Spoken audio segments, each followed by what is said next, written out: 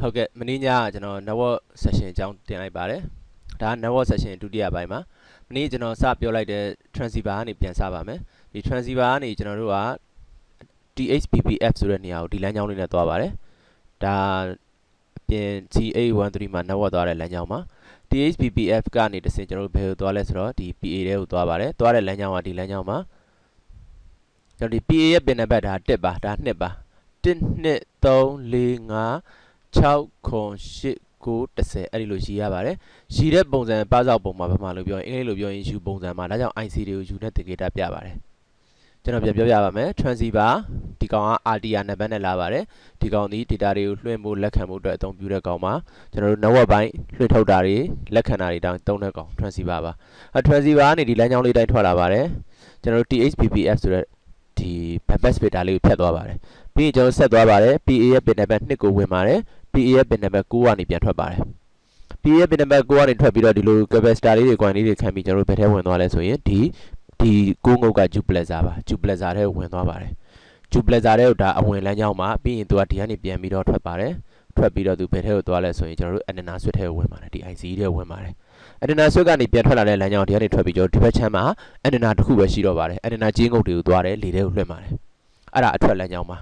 ညသွားတဲ့လမ်းကြောင်းကိုဒါ C813 ပေါ်မှာပြတာပါပထမဗီဒီယိုဖိုင်လေးကိုကြည့်ထားဖို့လိုပါတယ်ဟောကျွန်တော်တို့ transceiver ရဲ့ဒီ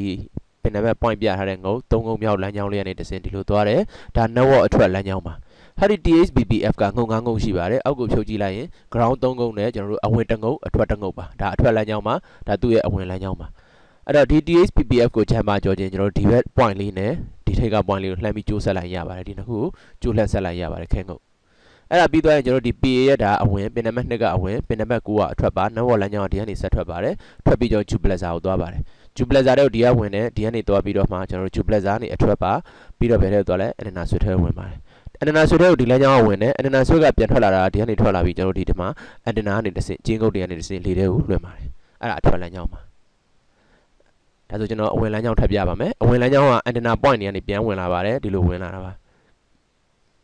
antenna switch ထဲကိုရောက်တယ်ကျွန်တော်တို့ဒီလမ်းကြောင်းတိုင်းပြန်ထွက်ပါတယ်ဒီလမ်းကြောင်းဒီအစအဆုံးဟာကျွန်တော်တို့အဝင်အထွက်အတူတူပါပဲအဝင်ရောအထွက်ရောဒီလမ်းကြောင်းတိုင်းသွားပါတယ်ဒီ duplexer အထိ duplexer ဒီ line ခွဲလို့ကျွန်တော်ပြောတယ်အစ transmitter ဒီလမ်းကြောင်းကလွှင့်တယ်အခုဝင်တော့သူကဒီလမ်းကြောင်းကနေပြန်ဝင်ပါတယ်ဒါကြောင့် receiver လမ်းကြောင်းဒီလိုဝင်လာပြီးတဲ့အချိန်မှာဒီကနေတစ်ဆင့်ဒီ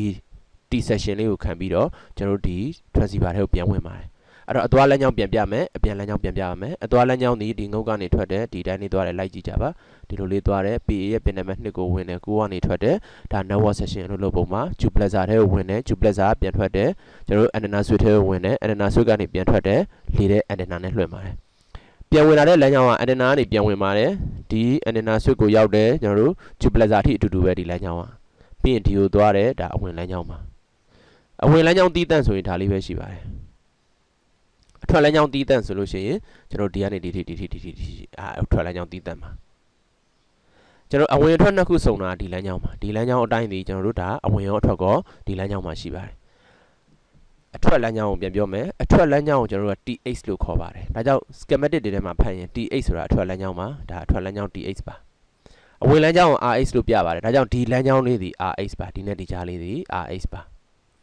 နောက်ဆုံးကျွန်တော်တို့အဝင်အထွက်စုံတဲ့လမ်းကြောင်းကိုကြတော့ TRH လို့ခေါ်ပါတယ်ဒီလမ်းကြောင်းဒီဒါအဝင်ရောအထွက်ကောတစ်ကြောင်းထဲမှာဖြစ်တဲ့အတွက် TRH လို့ခေါ်ပါတယ် transmitter နဲ့ receiver နဲ့ရောထားတာပါ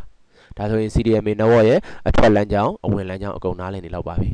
PA ရဲ့ pin number 1မှာ supply board တွေပေးပါတယ် PA ရဲ့ pin number 10မှာကျွန်တော်တို့က tower တိုင်းနဲ့အနီးဝေးပေါ်ပို့ပြီးပို့ပြောင်းပါတယ်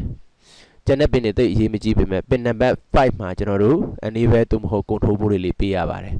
ဒီနားလေးကငုတ်လေးနှစ်ငုတ်ကကျွန်တော်တို့ဒီ PA ရဲ့ tower တိုင်းနဲ့အနီးဝေးကိုထိန်းချုပ်ဖို့အတွက်အသုံးပြုထားတဲ့ဟာပါကျေးဇူးတင်ပါတယ်